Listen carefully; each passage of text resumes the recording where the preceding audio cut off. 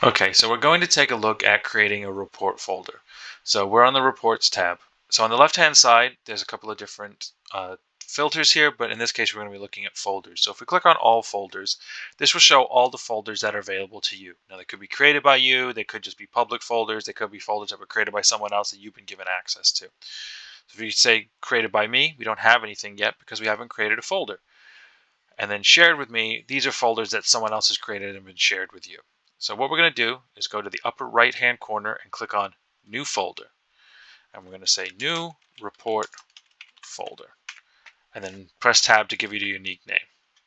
I'm going to click Save. Now we can click on Created by Me again. And now we see that our folder exists. It was name, created by, created on, last modified date. On the very far right, there's going to be a drop-down arrow. So if we click on that, there's a couple of options. You can favorite this. And if you see on the left-hand side, there is something that says all favorite. So all your favorite report folders would be there if those are reports that you need to look at over and over again. You can share, rename, delete. You can delete because it's something that you created. If it's a folder that you haven't created, you obviously won't be able to delete it. So we're going to click Share. And this is going to bring up the sharing window. So you can see right now, it's basically a private folder. I only one that has access to it. Now there's a couple of different levels of access and we'll go over that in a minute. But you can share it with an individual user. So in this case, maybe I want to share it with the integration user. So I'm going to click here. And I can keep searching for users if I wanted to, but we're just going to share it with that. And then this is your level of access. So the lowest level of access is what we call view. So this means you have access to the reports in the folder. You can run them, you can look at them, you can refresh them, but you cannot edit them, you cannot manage them, you cannot do anything with those reports.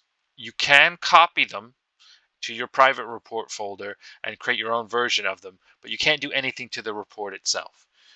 So you have to be very, very conscious of what level of access you want to give people. Are they just members of a team and they just need to see it? In this case, they just need to be view.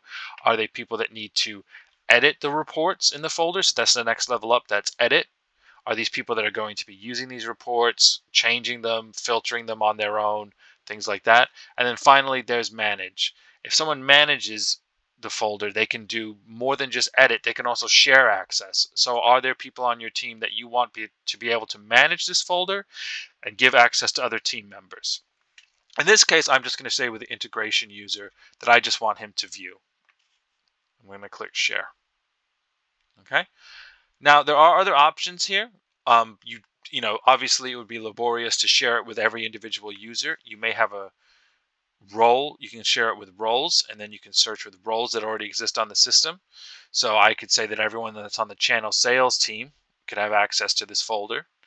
I could also say roles and subordinates, so that would filter down. So you have to just think about your role hierarchy. But if you have a CEO, basically anyone that's the CEO and under would have access to view this report folder. And then finally, public groups. So we don't have any. So a public group here would be all internal users, but there could be other public groups that you may set up. So you may set up, based on territory or team or anything like that. And that would just share it with everyone who's in the group. So instead of you having to go through, because, groups could end up being quite large. You could have 20 people in a group. You don't have to share it with an individual 20 times. You can simply just click, I'm going to share it with all internal users and give them view access. Okay. And that is creating new folders with sharing settings.